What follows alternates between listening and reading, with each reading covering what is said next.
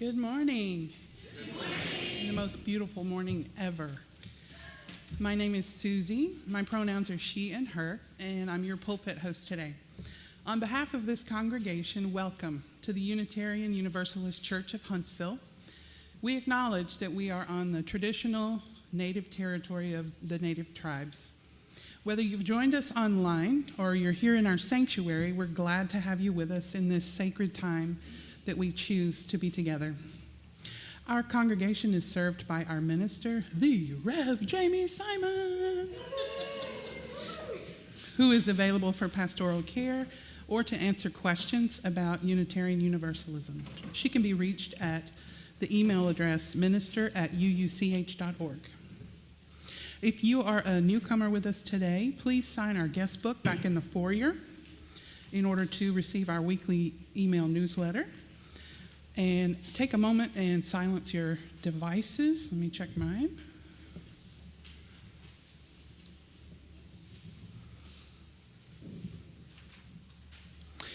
But don't silence yourself or the people around you. In this congregation, the joyful and not so joyful noises of children and adults are always welcome. If you have a joy, a sorrow, or an important milestone that you would like shared during our circle of candles and included in the pastoral prayer, ta-da, please write it on one of the white cards that you'll find in the hymnal rack in front of you and place it in the offering basket when it comes your way. For community news, our community and events, check our email newsletter, website, and the announcement section in your order of service. This week we have a couple of announcements. The first one is today at 3 p.m. at Big Spring Park, there is a March for Gaza, which sounds right up our alley. Please wear your yellow UU shirts if you've got them. The second one is this month's Share the Plate is with Huntsville Utilities Project Share, and we have a quick video to give you some information.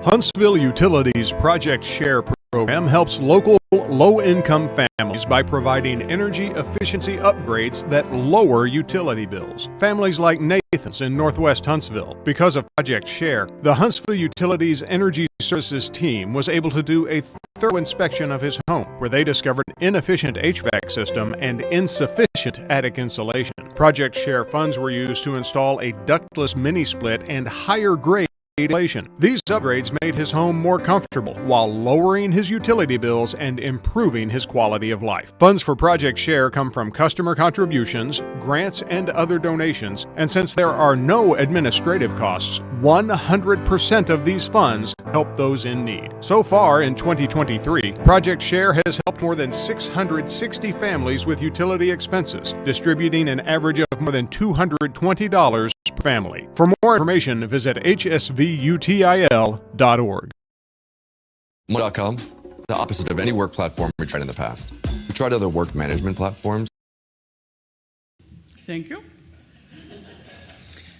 After our service, everyone is welcome to join us here in the Fellowship Hall for potluck. It's Potluck Sunday. It's very exciting for us. If it's your first visit or you forgot to bring a dish, please join us anyway. You can bring something next month. We usually have plenty of food. Now, I would like to invite the baby of the DeLacy family, Ben DeLacy, to ring the singing bowl to help us enter into our service more deeply.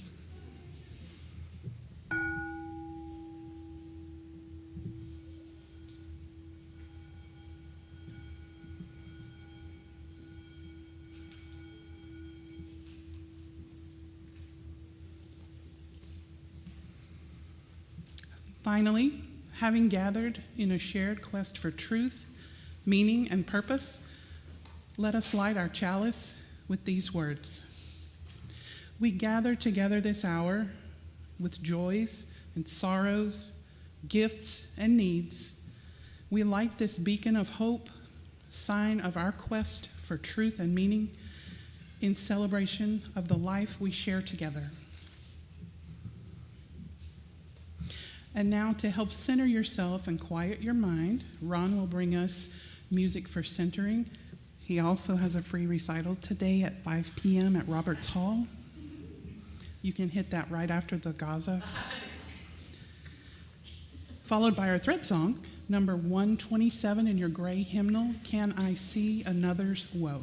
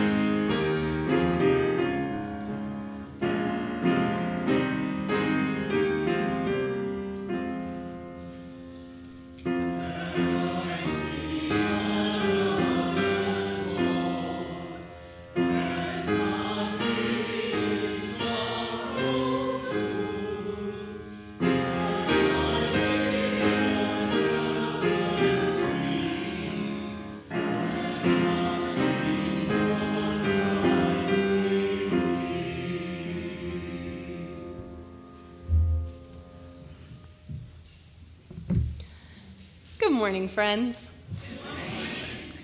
Welcome to the Unitarian Universalist Church of Huntsville. My name is Reverend Jamie Simon. I use she, her, and hers pronouns, and it is a joy to be your minister and to welcome you in this morning. Thank you for choosing to spend your Sunday with us. My colleague, the Reverend Ellie Kilpatrick, wrote these words that meet this moment. How do we worship when the ashes of fascism rain down on its people? How do we worship when the enemy is you and me and freedom falls at breakneck speed? Worship is courtship of hope and belonging, but hope's bound with justice and trust is a must here. How do we worship when fear grips us tightly? When words do not capture the fight, fawn, or flight need, maybe just being here is enough. Maybe we don't need to be tough. Being together to weather the whirlwind is sometimes enough to know nothing's determined. Together we scream, together we rage, together we weep, and together we rise. We are the ties that arise from the ashes. We are the worship that comes from the masses. Join with our kindred when we can just cope together. Our worship will recreate hope. Blessed be in this time and this moment. May we together recreate hope for one another. And now I'd invite you to rise in body or spirit to sing our opening hymn. It's one of the new ones that we've started learning. It's called Hold Fast to Love. You'll find the music in your order of service. Let's sing together.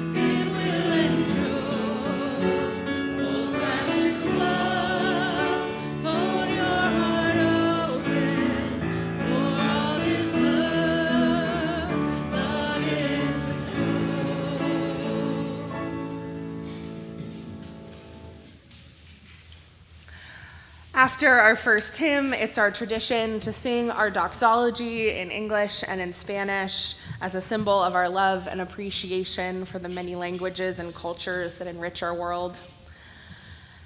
And after our doxology, we turn toward one another and speak our words of aspiration, which Alexis is going to help me with this morning, as words of promise that we speak in community. Let's sing.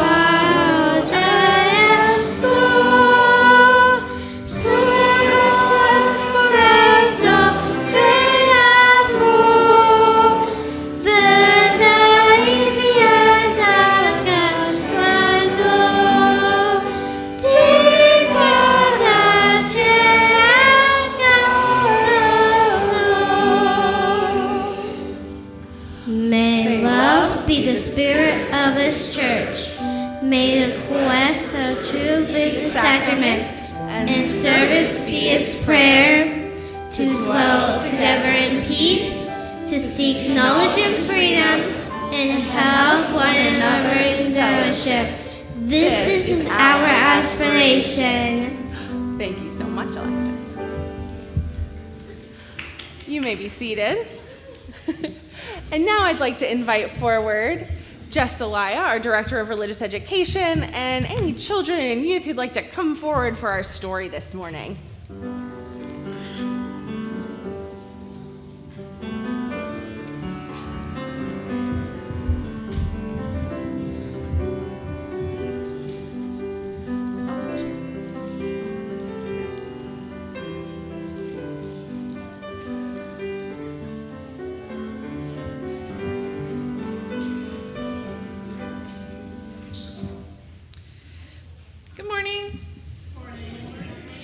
So later in our service, Reverend Jamie's going to be talking to the adults about compassion.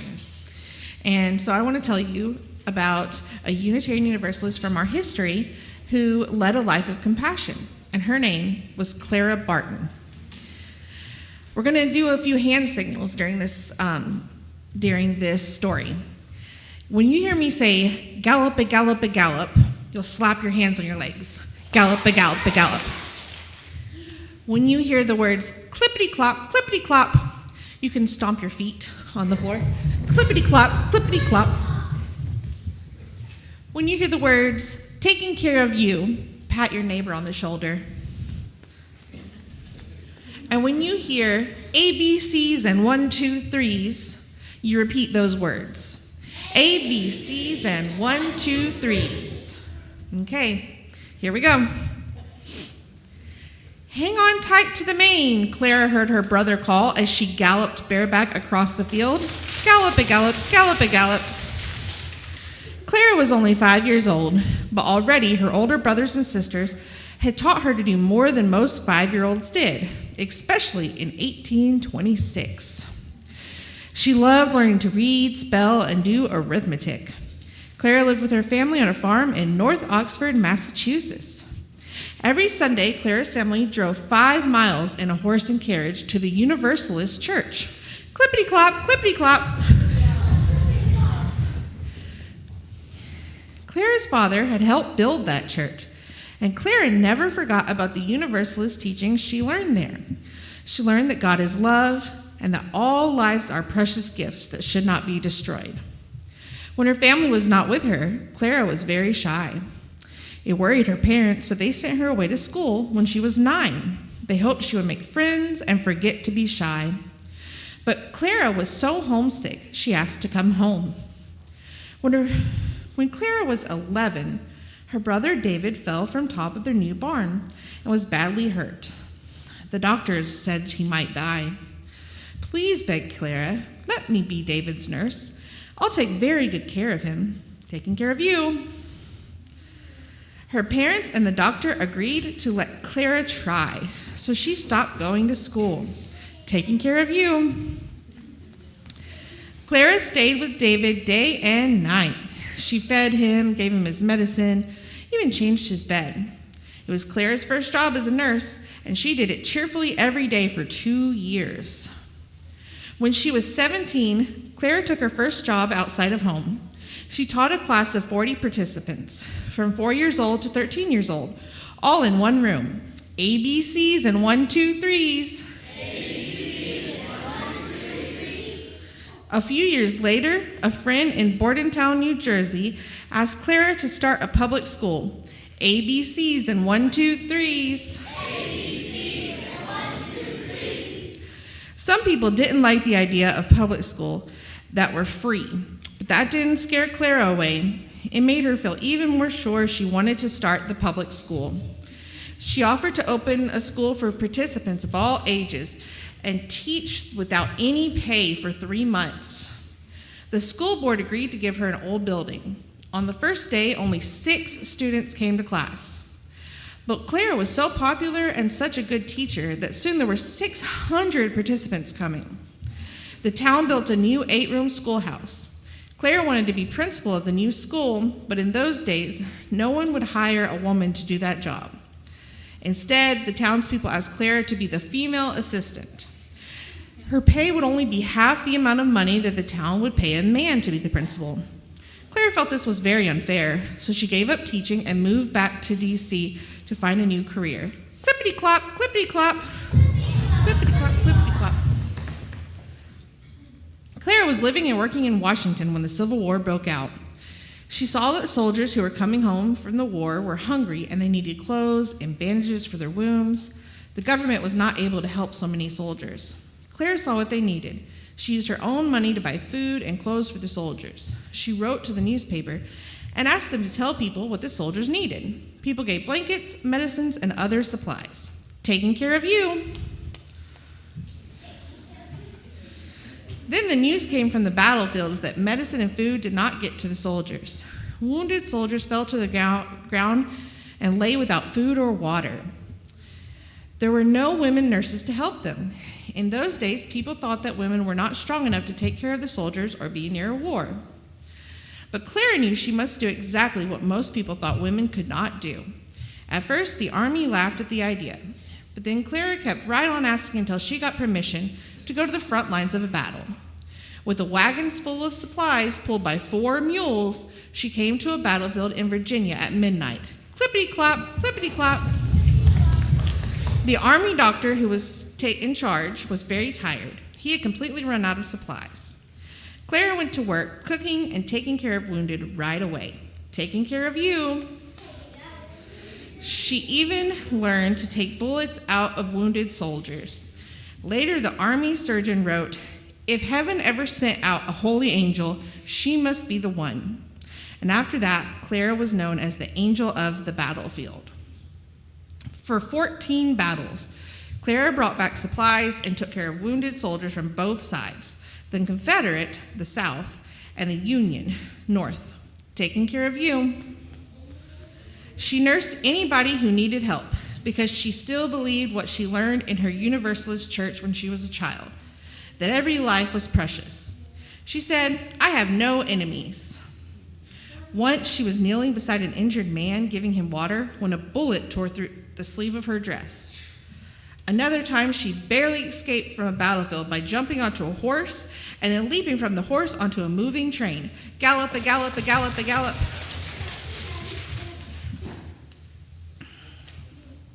When the war ended, 80,000 men were missing from Union armies.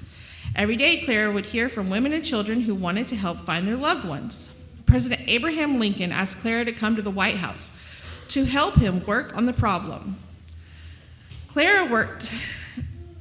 2 weeks later, the President Lincoln was shot and killed. Clara worked by herself again. With the money President Lincoln gave her and some of her own money, Clara set up an office. She asked prisoners and others who had been in the war what had happened to the missing people. She wrote down what they told her and kept the information to find the missing soldiers. Soon the money ran out. Clara needed to raise more. There was no TV or radio in those days, but people would buy tickets to hear speeches about what was happening in the country. Clara began to give lectures about what she had seen during the war. It was hard for Clara to speak in front of hundreds of people. She was still very shy. "I would rather stand on the battlefield than speak in a public meeting," she once said. But large crowds came to hear her wherever she went. She was able to make enough money to keep her office going. After 2 years of public speaking, she lost her voice and had to quit. Clara's doctor suggested she go to Europe to rest. In Switzerland, Clara learned about a new organization called the Red Cross. This organization was started to help soldiers in battle, no matter whose side they were on. Taking care of you. Clara went back to the United States and talked to the American lawmakers and asked them to join this organization. She wanted them to sign the Geneva Treaty. This treaty was a promise made by all countries who signed it. The promise meant that during war, doctors and nurses could take care of the sick and wounded soldiers no matter what country they were from. It was not easy, but she finally convinced lawmakers, and in 1882, the United States became a member of the International Association of the Red Cross. Clara didn't stop there. She had an idea. Why should the Red Cross only help people during wars? Why not use the Red Cross to help people in all kinds of disasters, like forest fires, floods, and earthquakes? She explained her idea to other countries, and many foreign leaders gave her medals for her work. She was the president of the Red Cross for 23 years and a Red Cross worker until she was 83 years old. The next time you take Red Cross swimming lessons, learn Red Cross first aid, or read about Red Cross coming to rescue a disaster, remember Clara. She was shy but very brave young Universalist girl who grew up to start the American Red Cross. Thank you for all your help with my story today. Let us now sing our children out.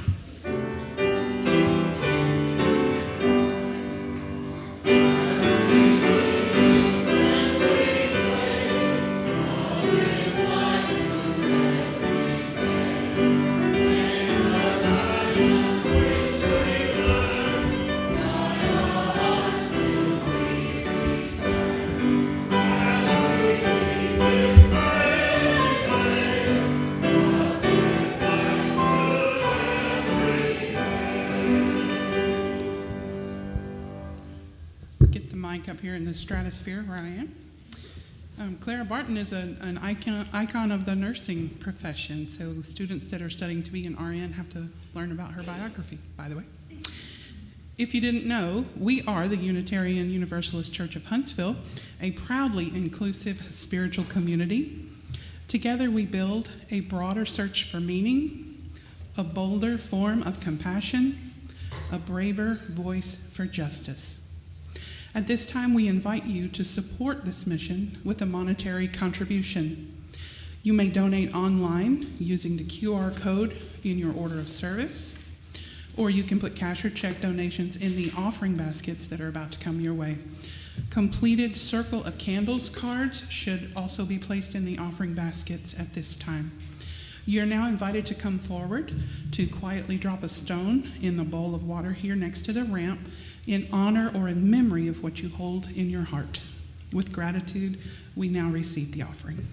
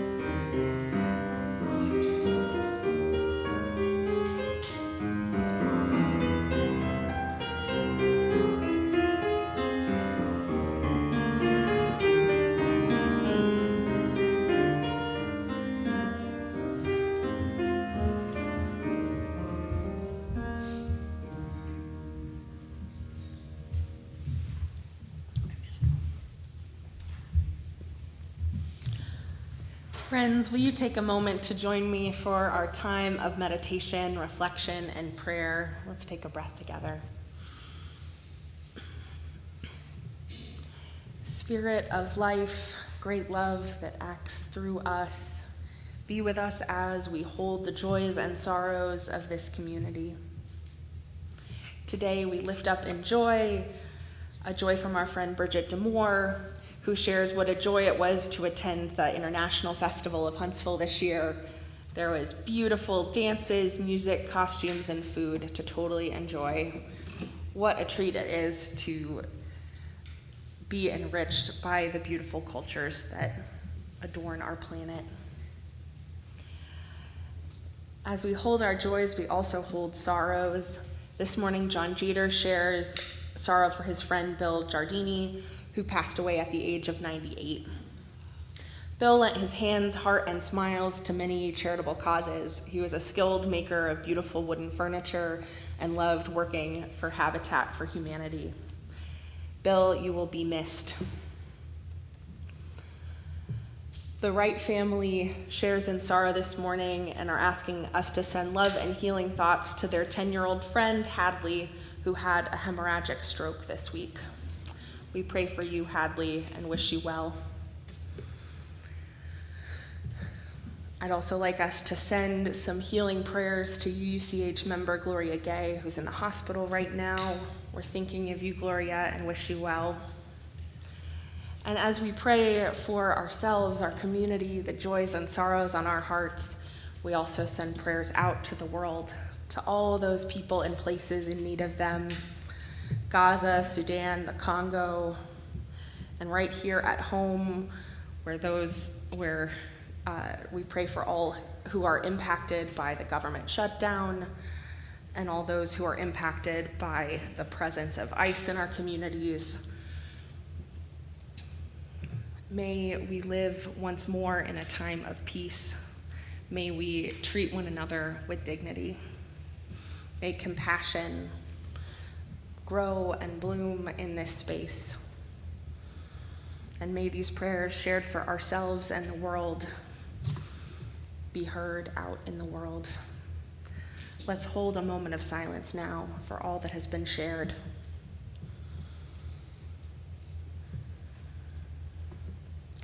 And let's sing our responsive music, meditation on breathing.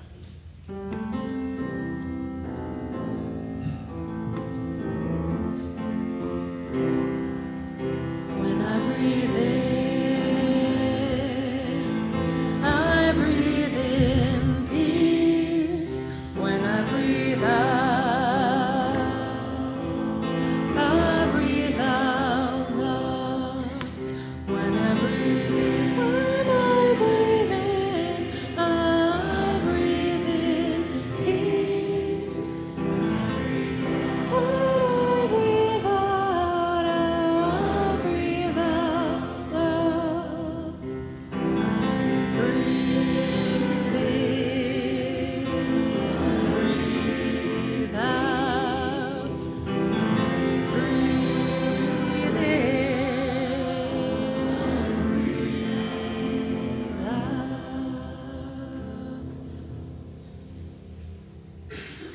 Our reading this morning is a meditation, a visualization offered by my colleague, the Reverend Michelle Collins.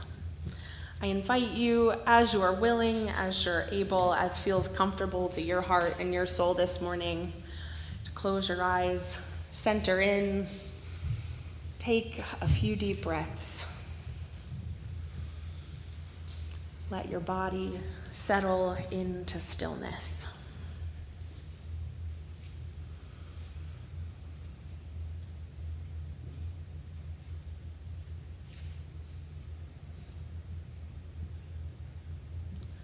Imagine yourself as a tiny seed, a seed that has just cracked open in the desert air. Feel the harsh sun beating down upon you. The ground beneath you is hard and unforgiving too.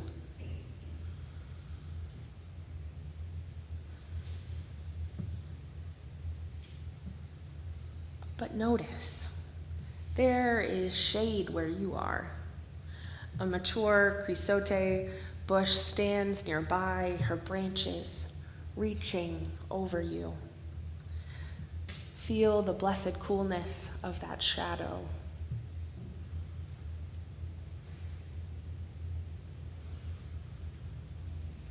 In the shelter of this shade, you can grow without burning, your leaves unfurling in safety. The older plants ask nothing in return for this gift. She simply offers what she has, protection.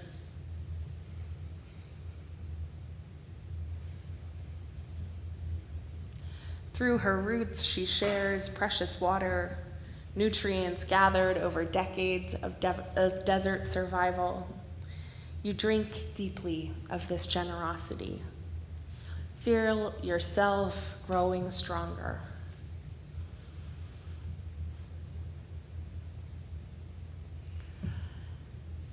Seasons pass in your imagination. You grow taller, your roots deepening.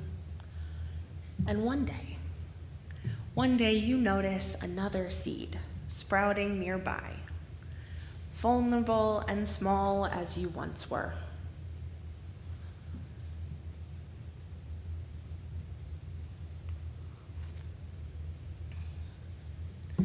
Now you understand. You extend your own branches, offering shade to this new life. The compassion you received, you now provide.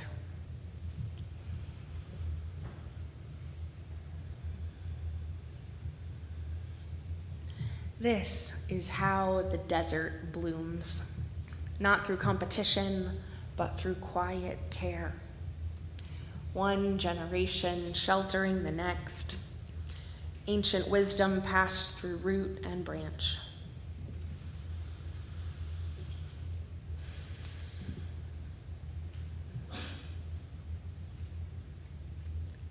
Take once more another deep breath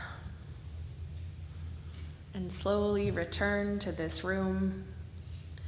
Feel your feet on the ground, your back against the pew, and when you're ready, open your eyes.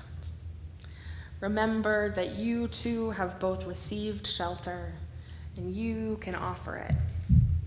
Remember you are part of the endless cycle of tenderness that makes the whole world bloom.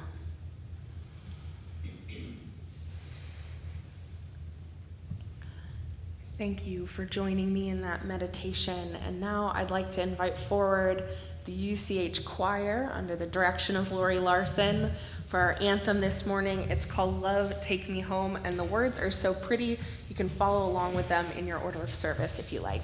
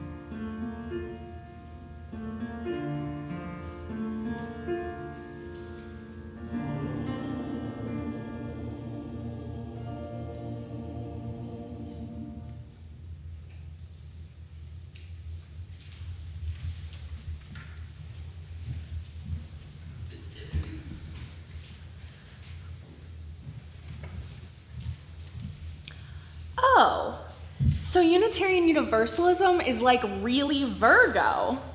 Virgos are all about noticing what's wrong in the world and fixing it, and that's what you do. These are the words of one of the precocious, lovely middle school students I spoke with a few weeks ago. I was asked to present Unitarian Universalism at a homeschool co-op in our community. They were doing a religion class where each week they met with a religious leader to learn about that faith tradition.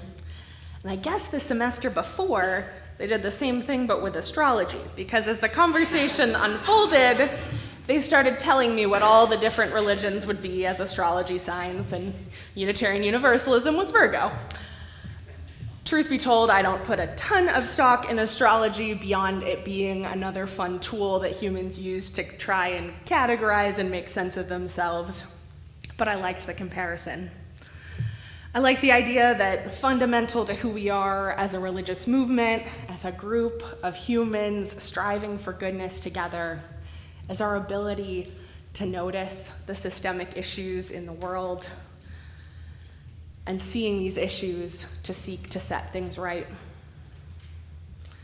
This is who we are and what we do, because fundamentally Unitarian Universalism is and has been and always will be a faith of living compassion. Author and activist Joanna Macy reminds us, compassion boils down to not being afraid of the suffering of your world or of yourself. It involves being open to what you're feeling about that suffering. Grief, fear, rage, overwhelm, and being brave enough to experience it. You can't heal something you're afraid to get near. Compassion is what impels you to act for the sake of the larger whole, or put more precisely, it is the whole acting through you. Compassion is the whole, that great love, the divine, the deep truth that we belong to each other, acting through us. And scared and broken as we may feel, we seek to be vessels of this wholeness, sharing our compassion wherever we are able. In our history, we find the start of this story. Compassion is the cornerstone of our lesser touted the Universalists. Universalism came about in a time of great change in our political and theological landscape. There was war and social unrest, theological revival, sound familiar? Rebelling against the Calvinist view that God had already decided who would be sent to hell and who would be saved, the Universalists chose a more love-filled heresy to believe in. Universalism put its faith in the idea that God was too large, too loving, too inclusive to damn everyone to hell. Instead, God's love will return all people to love. Macy's words, compassion is the whole acting through us. And from this simple belief, Universalists set out to live compassion in our world. This morning in our Story for All Ages, Jess told us all about one of our Universalist ancestors who lived a life of deep compassion. Clara Barton, the battlefield nurse who helped found the American Red Cross, the suffragette and abolitionist peer to Susan B. Anthony and Frederick Douglass. Barton took the call to compassion from her Universalist faith seriously and used it to inspire her work. And she's not the only one. Our Universalist history is full of these stories of people who felt called by their faith in love's power to include and not exclude, who made it the work of their lives to address suffering. One of my hometown UU heroes is the Reverend Joseph Jordan from Norfolk, Virginia. Jordan was the first African-American person ordained as a minister in the Universalist Church back in 1889. Initially a Baptist minister, Jordan converted to Universalism because of the love and compassion he found there. Through study and experience, Jordan learned, quote, that universalism was not a religion for the bigoted, but for those who could accept that God's love is extended equally to all, the powerless and the powerful, the oppressed and their oppressors. With that truth in mind, Jordan opened churches, but more importantly, he opened schools.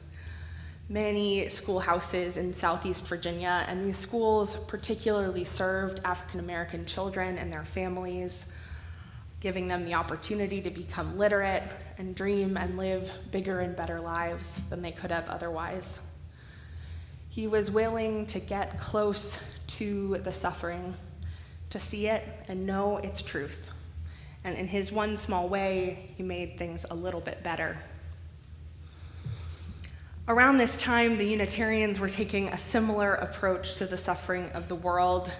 In the late 19th and early 20th centuries, many Unitarian ministers and congregants became active participants in a movement they called the social gospel movement, a wave of religious reform that applied the teachings of Jesus to the industrial age. In tenements and labor halls and urban churches, Unitarians preached a gospel of compassion that demanded systemic change. They established settlement houses and advocated for workers' rights, supporting public health efforts, guided by the belief that the moral health of society was a spiritual concern. Compassion in this context was not charity, but solidarity. It wasn't merely a personal virtue, but a social imperative. For today's Unitarian Universalists, this social gospel tradition reminds us that spiritual life cannot be separated from the material conditions, the everyday experience of people. To cultivate compassion is to take responsibility for the structures that shape and create human suffering.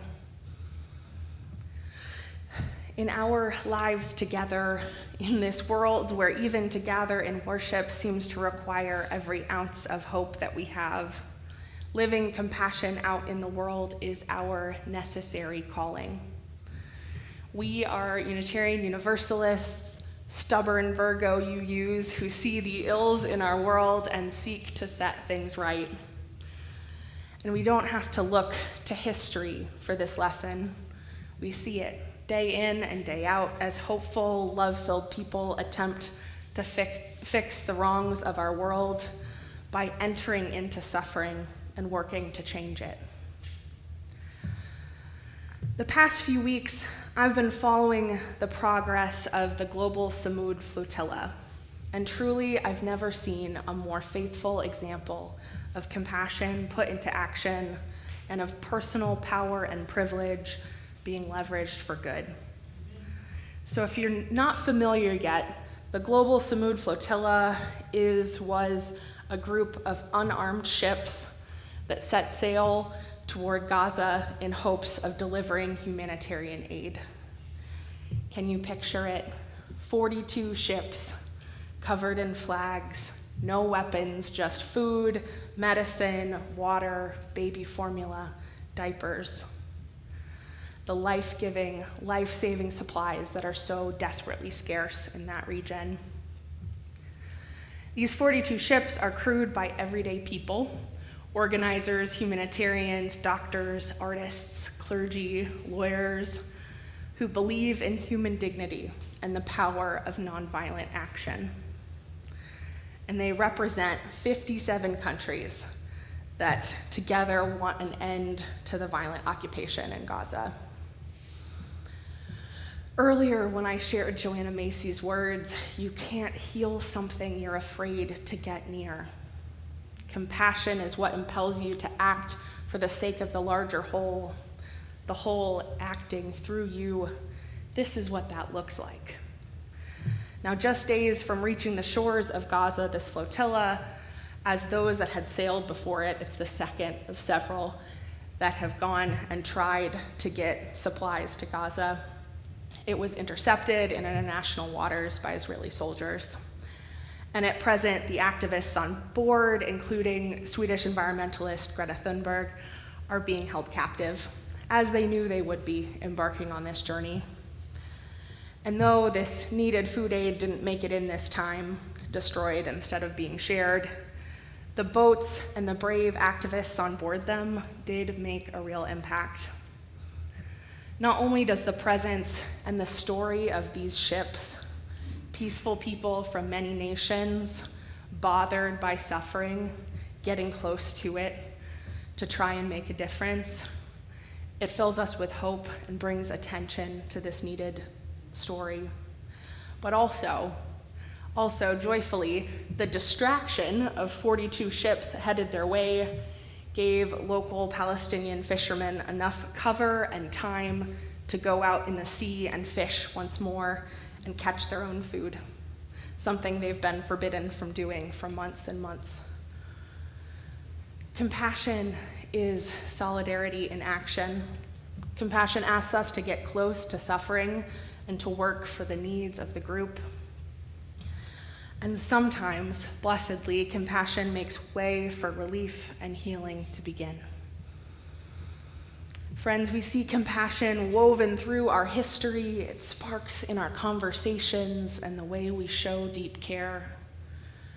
It asks us to feel our grief for this broken world. It requires us to know our anger and know our frustration. It expects us to leave our comfort zone. Compassion reminds us that there is no more or less human, no us and them. There is simply all of us, with different needs and different circumstances, with different hopes and challenges, all trying to thrive together. And so, the call that echoes through our history and meets us in the stories of solidarity that we see today is the call to act for the greater good and let that greater good act through us. In the grace you give others, show compassion. In the care you offer friends and family, you are living compassion. In small acts of kindness and service, in bold, brave acts of activism, courage, and solidarity. In all the places and stories we inhabit, may we be not afraid to get close to suffering, ours or others, and may that greater wholeness act through us. Beloveds, will you return for a moment to that desert scene where our meditation took us? Take a breath in with me and out.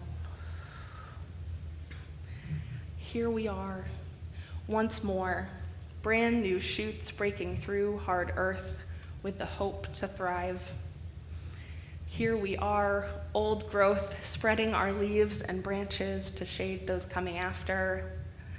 Here we are in nature's perfect cycle, a mirror held up to our lives and our communities. Friends, take what you need here. There are hands to hold and help to be had. Give all you can. There is good to do, brokenness to mend, hope to plant. Share what you have, a word of blessing, a reminder of your belovedness. Be shade and sustenance and receive them with equal measure. And let compassion lead us on to joy, to hope, to strength and love this morning and all days. Blessed be, amen. And would you please now rise and join me in body or spirit as we sing our closing hymn this morning. It's called Joy in the Morning.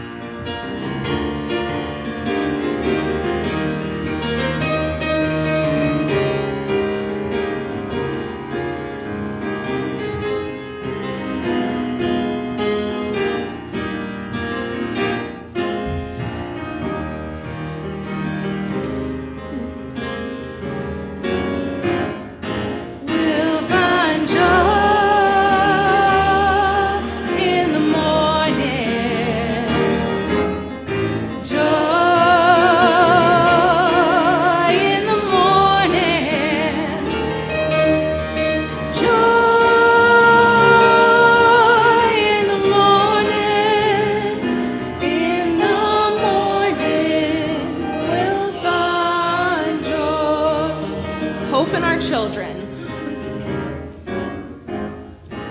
We find hope in our children. Hope in our children. Hope in our children. In our children we find hope. We find strength in each other. We find strength in each other. Strength in each other. Strength in each other. In each other we find strength. There is love all around us. Love all around us. Love all around us. Love all around us. All around us there is love.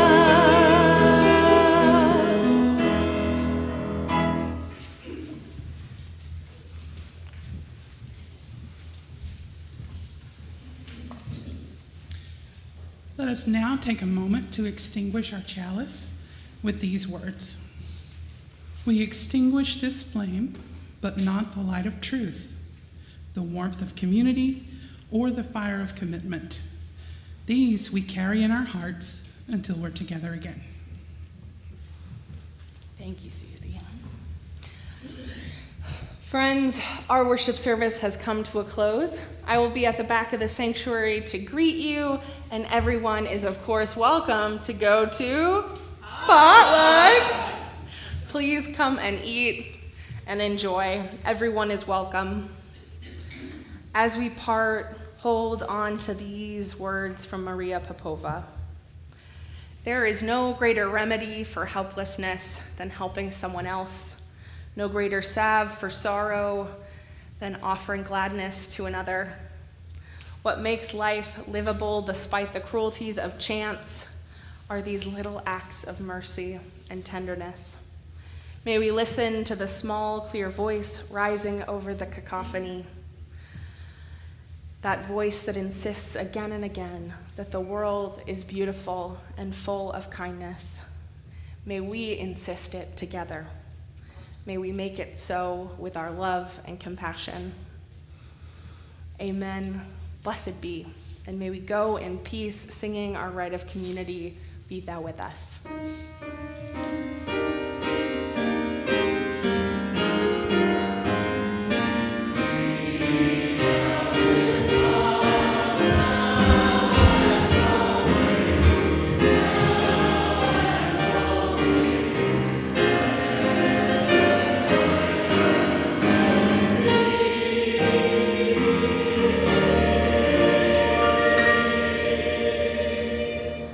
Amen. Blessed be, and go in peace.